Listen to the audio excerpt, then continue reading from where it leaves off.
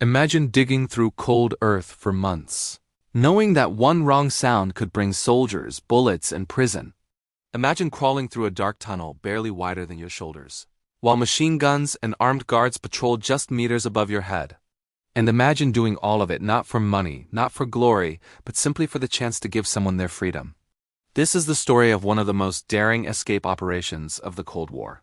In the early morning hours of August 13, 1961, something extraordinary happened in the divided city of Berlin. While most of the city slept, East German soldiers began unrolling long lines of barbed wire through the streets. Trucks arrived carrying concrete posts and armed guards. Within hours, families woke up to find their neighborhoods split in half. The barrier quickly grew into what the world would come to know as the Berlin Wall. Suddenly, millions of people living in East Berlin were cut off from the rest of the world. Friends could no longer visit each other, parents were separated from children. Workers who once crossed the city freely were now trapped on one side. The wall stretched for miles, reinforced with guard towers, patrol roads, and a wide strip of open ground known as the Death Strip. Soldiers were ordered to shoot anyone who tried to cross without permission. Over the years, countless people attempted to escape, and many paid with their lives. But some refused to accept that the wall would last forever. Among them was a young civil engineering student named Joachim Neumann. Before the wall appeared, Joachim had dreams like many others. He wanted to finish university, build bridges and buildings, and start a life with the woman he loved, Christa. When the wall rose overnight, those dreams suddenly collapsed. Joachim realized that if he stayed in East Germany, his future would be tightly controlled by the government. Travel would be restricted, career choices would be limited, and the freedom he once believed in would slowly disappear. In late 1961, he made a dangerous decision. Using a borrowed passport belonging to a Swiss student, Joachim practiced speaking with a foreign accent in front of a mirror for days. His heart raced as he approached the heavily guarded border checkpoint. One suspicious glance from a guard could mean arrest. The guard studied the passport carefully, then looked up at Joachim's face. For a moment, everything stood still. Then the guard waved him through. Joachim stepped into West Berlin carrying almost nothing with him except a small teddy bear that Christa had once given him. What he didn't know was that leaving would be the easy part. The real challenge would be going back. Meanwhile, another young man named Hubert Hohn faced a different problem in East Germany. Because his family had once owned a small business before the communist government took power, officials labeled them bourgeois enemies. As a result, Hubert was denied the opportunity to attend university. Instead of accepting this future, Hubert decided to escape. One freezing night in 1963, he stitched together a homemade diving suit using raincoats and bicycle tubes. Under the cover of darkness, he slipped into a cold lake that separated east and west. For more than an hour, he swam through icy water, navigating only by distant lights. When he finally reached the western shore, his body was shaking violently from the cold, but he had made it. Eventually, Joachim and Hubert met in West Berlin. Both were now studying engineering, and both carried the same painful memory. They had escaped, but many of the people they loved were still trapped behind the wall. One evening, in a small student dormitory, the two began discussing a bold idea. If they couldn't climb over the wall and they couldn't go around it, maybe they could go under it. The idea sounded almost impossible. The border was heavily guarded and the ground beneath it was monitored for digging. But Joachim believed he had found a weak point. Near Bernauer Strasse, several abandoned buildings sat close to the border. Their basements were empty and rarely inspected. If a tunnel started there, it might reach beneath the wall and into East Berlin. It would require months of digging. It would require secrecy. And if they were caught, the consequences would be severe. Still, they decided to try. In the spring of 1964, they secretly entered an abandoned bakery near the border.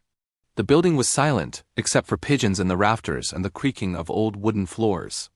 In the basement, they cleared away debris and began digging. The work was brutally hard. The tunnel was barely tall enough to crawl through, and the soil had to be removed bucket by bucket. Each day they made only a few centimeters of progress. Soon more students joined the effort. Some carried dirt. Some reinforced the tunnel with wooden beams. Others stood guard outside to warn of danger. But one problem quickly became clear. Digging such a long tunnel would produce enormous amounts of soil, far too much to hide easily. Their solution was creative. They packed the dirt into old flour sacks found in the bakery and stacked them along the cellar walls. At night, small groups secretly transported the soil to different locations across West Berlin, scattering it in gardens, construction sites, and empty lots. The tunnel slowly grew longer. Weeks turned into months. The air inside the tunnel became thin, forcing the diggers to build a crude ventilation system using rubber hoses and a bicycle pump. One person would pump fresh air down while others worked below. There were moments of near disaster. Once, a forgotten sewer pipe burst, flooding part of the tunnel and destroying weeks of work. The exhausted diggers considered giving up. But they didn't. By the summer of 1964, the tunnel stretched dozens of meters beneath the city. News of the project eventually reached a West German magazine, which offered financial support in exchange for documenting the operation. With the extra funding, the students were able to buy better tools and strengthen the tunnel. However, the increased attention brought new risks. East Germany's secret police, the Stasi, were always searching for escape attempts. Informants were everywhere, even among refugees in West Berlin. Rumors began spreading that someone might be leaking information about the tunnel. Paranoia slowly crept into the group. Friends began watching each other carefully, wondering if a traitor was hiding among them. Despite the fear, the digging continued.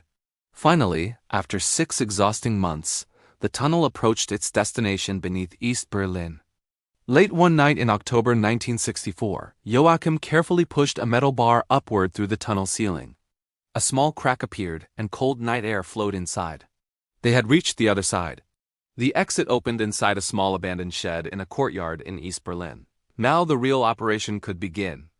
Over the following nights, messages were secretly delivered to trusted friends and family members still trapped in the East. Each message contained simple instructions. Arrive at a specific address after midnight and whisper the password. One by one, people arrived. Terrified and shaking, they slipped into the hidden tunnel entrance and began crawling through the narrow passage toward freedom. Some were young students. Others were parents carrying small children. One elderly woman was so weak that volunteers had to help guide her through the tunnel. Over the course of 2 nights, dozens of people successfully escaped. But during the final hours of the operation, something went wrong. 2 men appeared in the courtyard who did not behave like frightened refugees. They seemed calm, observant. Joachim suddenly realized the terrible possibility. They might be Stasi officers. Moments later, armed border guards rushed into the courtyard. Gunfire erupted in the darkness. In the chaos, one guard was seriously wounded. The escape organizers quickly retreated into the tunnel, collapsing part of the entrance behind them as they escaped. Despite the confrontation, the mission had succeeded. 57 people had reached freedom through the underground passage. The tunnel would later become known as Tunnel 57, named after the number of people who escaped through it. For years, East German authorities claimed that Western agents had murdered a heroic border guard during the incident. But after the Cold War ended and secret archives were opened, the truth finally emerged. The guard had actually been struck by a bullet fired by another East German soldier during the confusion. History often hides its truths for decades. As for Joachim and Christa, they were finally reunited. After years of separation and hardship, they married and began building the life that had once seemed impossible. Hubert completed the education he had been denied and pursued his career freely. The Berlin Wall would continue to divide the city for many more years. But stories like Tunnel 57 showed the world that walls, no matter how strong, could never fully contain the human desire for freedom. In November 1989, after decades of tension, the Berlin Wall finally fell. Crowds gathered with hammers and chisels, breaking apart the concrete barrier that had once seemed permanent. Among those watching were people whose lives had been changed forever by one secret tunnel dug by determined students many years earlier. Yet even today, one mystery remains unsolved. Despite years of investigation, historians were never able to identify the suspected informant who may have revealed details about the tunnel to the secret police. Was there truly a traitor among the diggers? Or was it simply fear and suspicion created by living in the shadow of one of the most powerful surveillance states in history? That question has never been answered. And somewhere beneath the streets of Berlin, long filled and forgotten, the path of Tunnel 57 still lies hidden underground, waiting to remind us how far people are willing to go for freedom.